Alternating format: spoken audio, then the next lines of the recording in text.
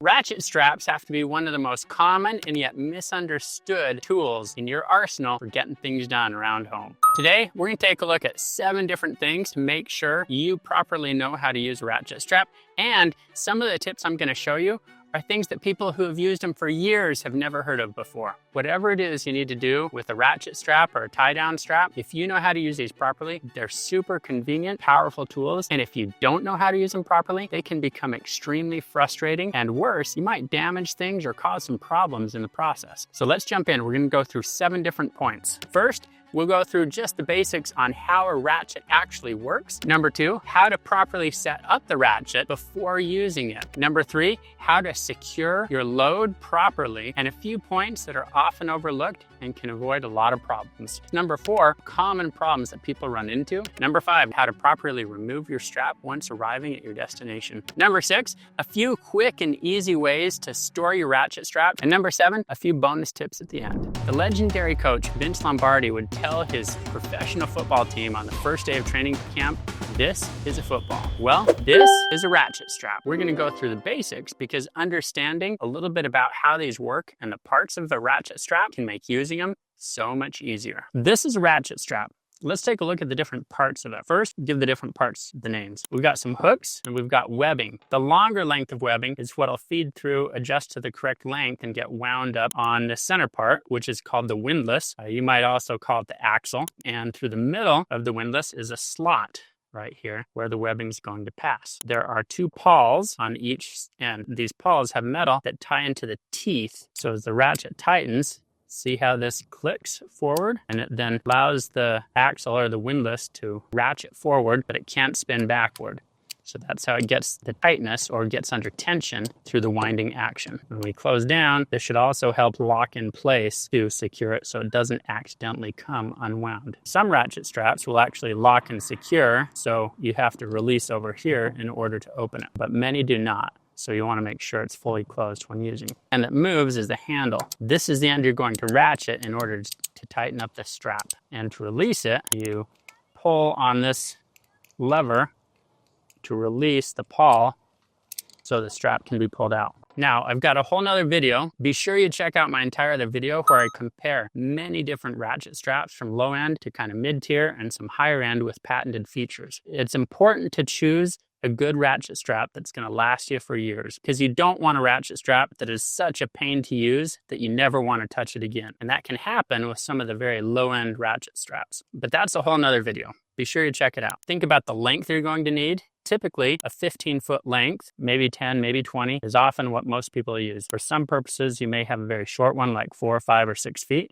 10 to 15 feet is very common. The other thing to pay attention to is the working load. This one has a 500-pound capacity or working load, which also means the brake strength is typically 3 times that, so 1,500 pounds. You want to make sure you have a strap that's strong enough it's not going to lose your load, especially if you're carrying heavy things. Just being familiar with how a ratchet strap works, that's going to solve 50 or 60% of the problems a lot of people run into. The second thing you need to know is how to set it up properly before you start trying to tighten down your load. So take your ratchet and look for the slot. Sometimes the slot's going to be in an awkward position. We need to take the tail end of our long length of webbing and feed it through the slot.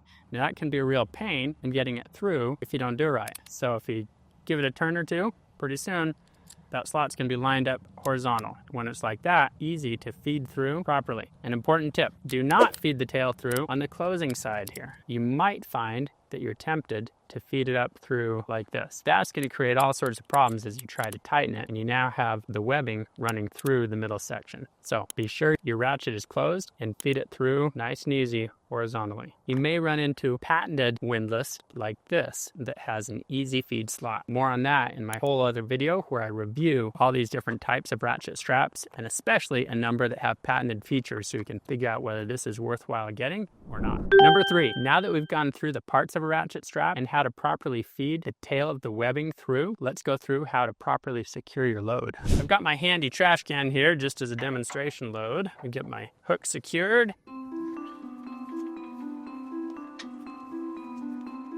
That twist, notice there's one on the other side, will help avoid vortex shedding, which as you're driving down the freeway, flat webbing without a twist will have a tendency to start oscillating, bouncing, and can create a really annoying and rather loud noise. With my webbing fed through, I want to point out another tip. Notice the ratchet is on the passenger side of the vehicle. And this is something a lot of people don't think of, especially if you're the driver, you're tying down, you jump in. But if you have to get off the road to re-secure a load, maybe a strap has come loose, something has shifted, it can be a real pain and a safety hazard if you've got lots of traffic passing on the side you're working on.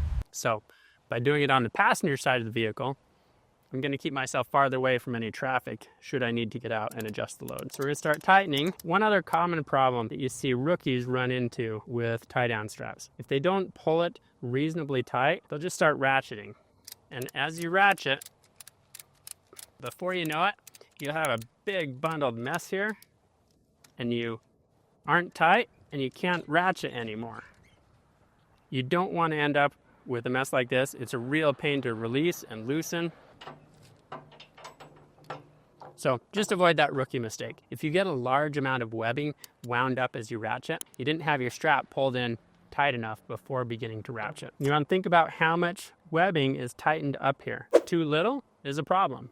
Too much is also a problem. With our tail fed through and our webbing reasonably tight, you need to think about the load you're securing. If it's something like this trash can that's not going to give much, you're not going to have very many ratchets before it's fully tightened. If it's something very soft and loose, you might have a lot of ratchets. So I'm starting with a little bit of looseness in my tail so it can ratchet up a handful of times before it gets nice and tight.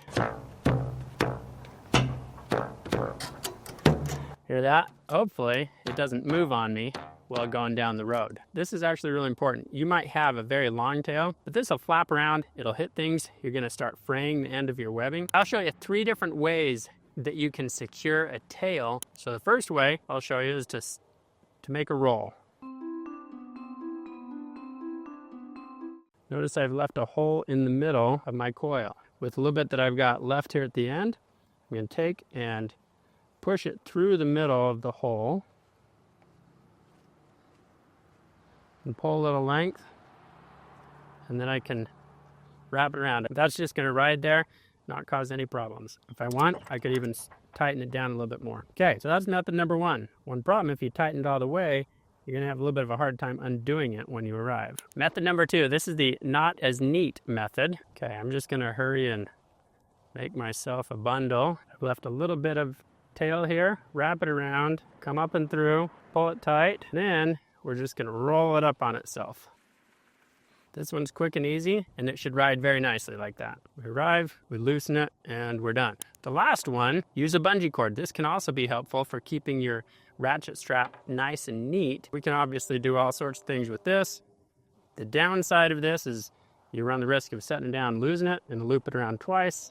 And there we go. If you're going to be traveling long distances, think about what your webbing is running over. It could abrade, especially with sharp edges or rough surfaces, and slowly wear your webbing down, potentially causing it to fail unexpectedly. This is also important to consider if you have nice furniture, something you don't want getting scuffed or marred by your webbing. So you can take some cardboard, padding, a blanket, towels, moving blankets, all sorts of things to help provide some protection. I prefer to have really big things like a whole blanket because invariably as you're traveling, if wind's blowing, things like that, cardboard can shift a little bit, slide out, especially if the load shifts, and then your webbing is rubbing once again. You can get the idea of principles through this video that you'll apply when you're actually moving things you'd really be moving. So another point to consider is if you're tying down something soft that's going to give a lot and potentially crush or damage, we can collapse this box here and that'll hold it secure. It needs to stay looking nice. It's not going to be that way when we arrive. Number 4, common problems that a lot of people run into, and you can avoid these rookie mistakes by just knowing about them and preparing for them. First, shifting load. You may have your strap nice and tight, and then once you start driving go around some corners, over some bumps, the load shifts a little bit and your strap loosens up. And that can be a real problem. In my other video about the different types of ratchet straps, there's a couple patented technologies that have techniques to keep the strap tight even when the load shifts a little bit. That can be pretty cool. Otherwise, if you don't have one of those, you just need to do your very best to make sure things are nice, tight, secure, because you want to minimize shifting. If you suspect your load has shifted while driving, it's a great idea to stop, check, and make sure it stays secure so you don't start losing things while you're driving down the road. If your ratchet strap is going to be subject to the wind and high speeds, make sure you've secured that tail so it doesn't cause you problems. Another common problem is not picking the appropriate locations to secure your ratchet strap. If the hook isn't going to fit well, make sure you find something that will work well. Having some of these soft loops with your ratchet straps is so helpful when you're struggling to get the hook into a tie point or you just can't reach it. Makes it super easy. Along with having the safety clip, you can really secure your load well. Another common problem is just having insufficient length. Some of the ratchet straps I review had only 6-foot lengths, and I didn't expect that. That would not even reach to the top of this trash can. You're not gonna be able to tie down your load if you don't have a long enough ratchet strap. If need be, you can add some lashing straps or daisy chain multiple straps together to get your load nice and secure. You can avoid the problem of annoying vortex shedding, the noise that comes, by just putting a simple twist in your ratchet strap. I remember going on a family vacation. We had the cargo carrier on top of the van, tied down with some ratchet straps, and I worked hard to make sure the straps were nice and straight. And guess what? Once we hit freeway speeds, there was the most annoying sound coming from the roof. We had to get out, adjust the straps, get a twist in it so we didn't have that sound buzzing while we drove down the freeway. The last thing I want to point out is not thinking about where the ratchet's going to end up. Depending on your load, it may be really hard to reach. You might not have space to actually tighten the ratchet down, or you may have the ratchet banging against some fragile things that might break. Maybe you've got a mirror there or some glass. Maybe there's some nice furniture, and now you've got a metal ratchet that's hitting against it. And if you're not careful, you can have a metal ratchet banging against things you don't want it banging against during your drive. There's another great use for these soft loops. You can use this to move and adjust where the ratchet will land. Most trailers, trucks, things like that are going to have spots where you can secure your hook. Sometimes you'll have to look around to find the correct places. Some of the nicer tie-down straps will have a safety clip like this. It can be really handy when you loop around. Now think about the direction the strap's going to be pulling and where the opening of the hook is if you don't, so that it's tightening and doesn't accidentally slip off like that. Sometimes, for whatever reason, that may not be possible, and you may find yourself trying to use other spots to tie things down. That's not recommended, but if you do have to do that, be sure you think about the strength and security of whatever you're hooking into if it's not a designated tie-off point. The last problem I want to show you is something you need to think about as you're preparing your load, and that's just thinking about how you're going to secure it, where you're going to put your ratchet straps when you're done. Imagine the bed of the truck's completely full, and I'm trying to get this hook all the way down here, especially at one of the ones at the front of the truck. Now with this bucket, in my example, I can get my ratchet and tighten it down.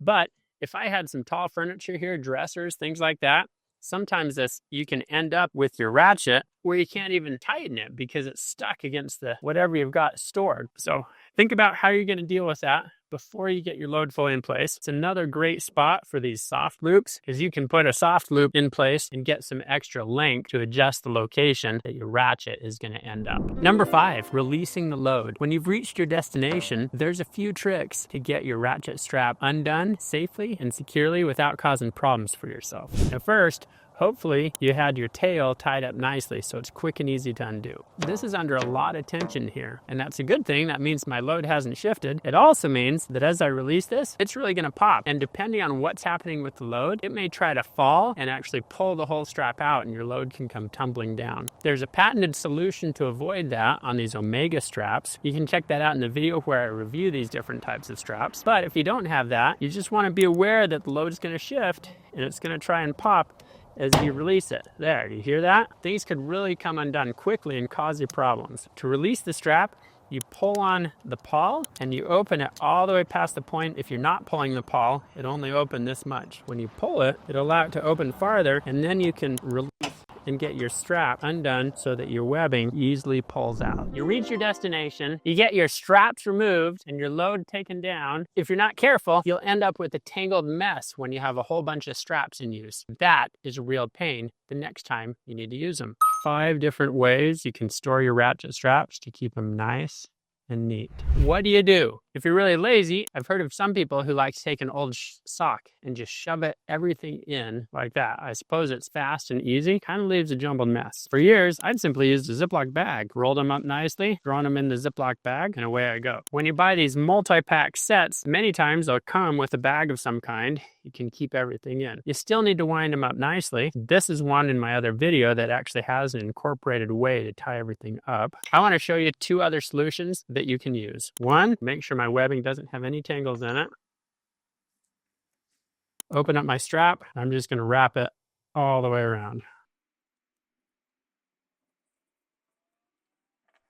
With a nice and neat, take a bungee, and I've got a secure bundle. Now, obviously, if you don't have a bungee or you lose the bungee, this is a great method that just builds on the power of the ratchet itself. Get your webbing pulled all the way out of the ratchet.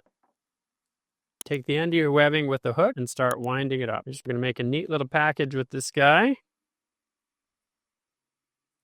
I'm going to leave about a foot hanging out the end of it. Take my ratchet strap, get the hook tucked under, and then I'm going to take my tail and slide it through the ratchet strap. This is the trickiest part, keeping everything held together nicely. Wrap the tail all the way around again, tuck it through the ratchet again.